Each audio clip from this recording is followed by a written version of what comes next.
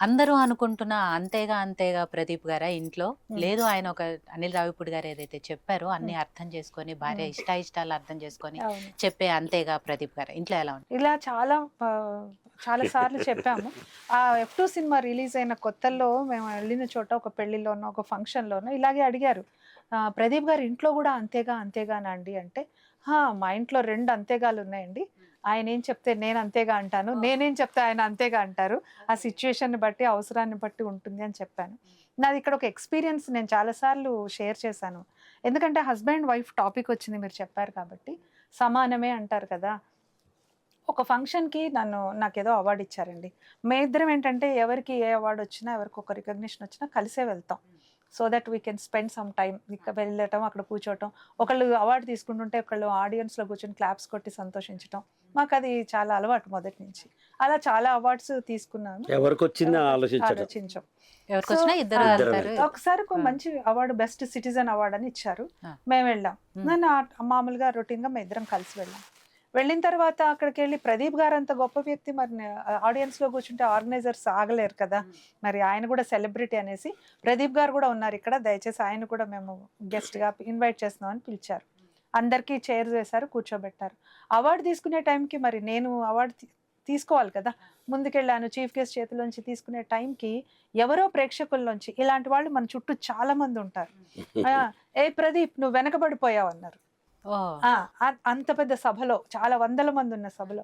అనేప్పటికి వెంటనే నేను మైక్ తీసుకొని చెప్పాను. కుడికాలు ముందున్నప్పుడు ఎడంకాలు వెనకే ఉండాలి. ఎడంకాలు ముందున్నప్పుడు కుడికాలు వెనకుండాలి. నడక సాగాలంటే ఒక కాలు వెనక ఇంకొకటుండాలి. నేను ముందు అనుకుంటే నడక సాగదండి. భర్త ముందు అడుగేసి ముందుకెళ్తున్నాడంటే భార్య వెనక ఉండి సపోర్ట్ చేయాలి. అలాగే భార్య ముందుకెళ్తున్నప్పుడు భర్త వెనకుండి సపోర్ట్ చేయాలి. నేను ముందు నేనే గొప్ప అనుకుంటూ ఉంటే ఆ ఫ్రిక్షన్‌లో లైఫ్ అనేది ముందుకు వెళ్ళదు. ఈ అవగాహన లేక చాలామంది నేను గొప్ప, నేను ఒక రూపాయి ఎక్కువ సంపాదిస్తున్నాను, నేను గొప్పింటి నుంచొచ్చాను, లేకపోతే నేను బాగున్నాను. ఇలాంటివన్నీ నేను అనే ఒక దాంట్లోంచి నే నే నా నుంచి ఇంకా మా కూడా లేదు, ఇంకా మన అనుకుని ఎప్పుడు అనుకుంటాం మనం అంటారు గదా! అలా అసలు ఒక ఇంక్లూజివ్ ప్రిన్సిపల్ లేకుండా నువ్వు, నేను, నీ సంపాదన, నా సంపాదన, మీ వాళ్ళు, మా వాళ్ళు ఇలాగా కంపారిజన్‌లోనే లైఫ్ ఫ్రిక్షన్ వచ్చేస్తుందండి. సో, మేం చెప్పేదేంటంటే అంతేగా, అంతేగా ఎవరన్నారు, ఎవరనలేదు అనేది పక్కన పెట్టి, ఆ జీవితం, ఆ ఇల్లు సుఖంగా, సంతోషంగా ముందుకెళ్తోందా? పిల్లలు బాగా పెరుగుతున్నారా? ఇంట్లో డొమెస్టిక్ హార్మనీ ఉందా? లేదా? అనేది చూడటం ఉత్తమం. హ్మ్. అది. ఎందుకంటేనమ్మా హ్మ్. మామూలుగా గూడా ఒక ఇంట్లో ఉంటాం మనం. ప్రపంచం మొత్తాన్ని మనం బావుంటాం. హ్మ్. పక్కింటి వాళ్ళు ఏమంటారు, "నమస్కారం అండి, బాగున్నాను." Lift boy, "thank you." Hotel వాడు ఇచ్చి వాడు టిప్ ఇచ్చి కూడా, "oh! So nice of you." ప్రపంచం మొత్తం నువ్వు బావుంటావు గదా! హ్మ్. భార్యతోని భర్త, భర్తతో భార్య ఉండలేరా? స్మాల్ స్మాల్ థింగ్స్ చేయలేమా మనం? ప్రపంచం మొత్తాన్ని సంతోషపెట్టడానికి చూస్తాం గదా! ఈవిడకి ఇష్టమైంది ఇది గదా! ఈవిడకి ఇష్టం లేనిది ఇది గదా! అని మనం చిన్నపాటి అడ్జస్ట్‌మెంట్ చేసుకుంటే, అలాగే నాకిష్టమైనవి, నాకిష్టం లేనివి తను చిన్నపాటి అడ్జస్ట్‌మెంట్ చేసుకుంటే, ఉదాహరణకు ఒక పాట చెప్పకూడదు, ఒక పాట నాకిష్టం. ఆ పాట ఈవిడకి ఇష్టం లేదు. ఓకే. ఆ! ఇష్టం ఎందుకంటే దాని సాహిత్యం నచ్చలా ఆవిడకి. నేను సాహిత్యం చూడలా, సంగీతం చూసా, నచ్చింది. వద్దండి అంటుంది. 2, 3 సార్లు ఏడిపించడానికి కావాలని పాడతా. ఒకసారి చెప్పేస్తుంది. వద్దని చెప్పానా అంటుంది. ఇంకంతే మళ్ళీ పాడను. అంటే చిన్నపాటి అడ్జస్ట్‌మెంట్లు కదా! ఒకే ఇంట్లో ఉన్నాం గదా! ఫ్రిక్షన్ చక్ చక్ చక్ చక్ చక్ చక్ అని శబ్దం చేస్తుంటే ఎలా ఉంటుంది? కదమ్మా! ఫ్యాన్ శబ్దం చేస్తుంటే 2 చుక్కలు ఆయిల్ ఏస్తాం మనం. ఫ్యాన్ బావుంటుంది గదా! వైఫ్ అండ్ హస్బెండ్ కూడా అంతే. Sorry, thank you, I love you, చిన్న చిన్న నువ్వంటే పదాల్లోనే నువ్వంటే ప్రేముంటుంది. ఇష్టం, పొద్దున్న లేగానే భలే బాగున్నావు గదా! అని అన్నాం అనుకోండి. అది పొగడమని నేను చెప్పట్లా. మనసులో వస్తే అనండి. అంటమేంది దానికి మొహమాటం ఎందుకు? అంతే కాదండి. ఒకే కడుపులో పుట్టిన ఇద్దరే సిమిలర్‌గా ఆలోచించరు.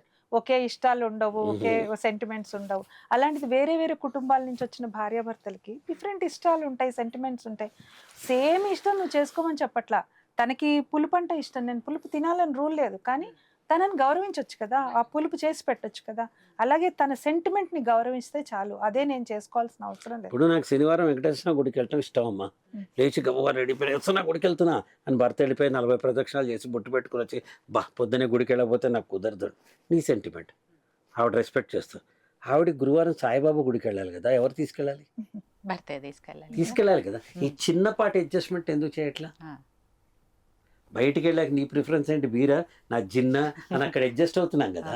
ఉమ్, ఇక్కడ కూడా వీళ్ళ ప్రిఫరెన్స్ వీళ్ళకి, మన ప్రిఫరెన్స్ మనకుంటాయని చిన్నపాటి అడ్జస్ట్మెంట్స్ అమ్మ. అంతే అవును. భార్యాభర్తలు అంటే ఇద్దరు కో ప్యాసింజర్స్ కాదు, ఇద్దరు స్నేహితుల బెస్ట్ లైఫ్స్ పార్ట్నర్స్లో ఉండాలి. ఉంటాయి. ఉమ్, స్నేహితులు ఉంటే ఎంత బాగా అడ్జస్ట్ అవుతాం మనం కదమ్మా. అలా కొన్ని మాటలు ఆవిడకి ఇష్టం ఉంటాయి, కొన్ని మాటలు ఇష్టం లేని ఉంటాయి, మనకి ఇష్టం ఉండి. ఇప్పుడు నేను మా అన్నయ్యని ఏమన్నా అంటే నాకు కోపం వస్తుంది. ఉమ్, ఏంటి నువ్వు మా బ్రదర్ని అంటున్నావు అని కోపం. మరి వాళ్ళన్న అంటే కూడా ఆవిడ ప్రేమ ఉంటుంది వస్తుంది. కదా, అక్కడ కూడా నేను అనకూడదు కదా. అవును. అదే చాలా మందికి ఈ చిన్న చిన్న విషయాలు తెలియకనే ఇంట్లో గొడవలు రావటము ఇవన్నీ జరుగుతుంటాయి. ఇందాక మీరు అన్నా చూసారా, ఏ ప్రదీప్ నువ్వు వెనకబడిపోయావు, అలాంటి చాలా మందికి మీరు ఇవాళ సమాధానం చాలా మందికి ఆదర్శం కూడా. కాబట్టి అంటే మా మూడో వ్యక్తి వల్లే భార్యాభర్తలు అదే కొట్లాలు అంటున్నా. వస్తాయి. ఆ, ఆ మూడో వ్యక్తి మన కుటుంబ సభ్యుడు అవ్వచ్చు, పక్కింటి వాళ్ళు అవ్వచ్చు, ఎదురింటి వాళ్ళు అవ్వచ్చు. ఉమ్, మన మంచి కోరి మనతోనే ఉన్నా అనే అపరిచితుడు ఉండొచ్చు. అవును. వాడు మనతో ఉన్నట్టే ఉంటాడు. అర్రే నీ వల్ల కాదురా, నువ్వు పడిపోతావురా, అర్రే వద్దురా బాబు నువ్వు పడిపోతావు, అసలు పడిపోవాలని వాడు మనసులో ఉంటుంది. అలాంటి వాళ్ళు మన చుట్టూ ఉంటారు. చుట్టూ ఉంటారు. మనం ఏం చేయాలంటే అండి, ఉమ్. ప్రపంచంలో ఎవరితో ఏ రిలేషన్ ఉన్నా ఇంట్లో మాత్రం ట్రాన్స్పరెన్సీ ఉండాలి, ఉమ్, ఓపెన్నెస్ ఉండాలి, కమ్యూనికేషన్ ఉండాలి, పాజిటివ్నెస్ ఉండాలి. ఉమ్. ఎప్పుడైతే ట్రాన్స్పరెన్సీ ఉంటుందో, ఇప్పుడు మీరు రమ్మన్నారు ఇక్కడికి, నేను వెంటనే ఒప్పుకోను, 10 నిమిషాల్లో ఫోన్ చేస్తాను అని చెప్తా. ఉమ్. నేను 10 నిమిషాల్లో ఫోన్ చేస్తాను అని చెప్తా. అడగండి మీ వాళ్ళని, ఉమ్. నాతో కాంటాక్ట్ చేసిన మీ పిఆర్ఓ ఓకే. గారిని. ఆ, 10 నిమిషాల్లో ఆవిడకి ఫోన్ చేస్తాను. ఇట్లా యోయో టీవీ వాళ్ళు మన ఇద్దరిని శ్రీరామనవమి రోజు ఇంటర్వ్యూ చేస్తారట, దానికోసం um. Are you okay with that? Okay. నాకు ఓకే. ఎప్పుడు వెళ్దాం? థర్డ్ కుదరదు కదండి, ఇంకో రోజు వెళ్దాం. ఇట్లా ఏదో చెప్తుంటారు. చెప్పినప్పుడు నేను అదే కమ్యూనికేట్ చేస్తాను. అంతే తప్ప నేను వచ్చాను రా అంటే అట్లా ఆవిడకి ఆ రోజు ఇంకేదైనా ఉంటే ఆ, కదా. చిన్నపాటి టేక్ ఇట్ గ్రాంటెడ్గా ఉండద్దు. ఉండొద్దు అనేది. ఓపెన్నెస్. ఇప్పుడు ఇద్దరు చదువుకున్నాం, ఉమ్, ఇద్దరు సంపాదిస్తున్నాం, ఇద్దరు ఈక్వల్సే. అంతే. ఉమ్. ఇందులో ఎవరు ఎక్కువ ఎవరు తక్కువ చెప్పు.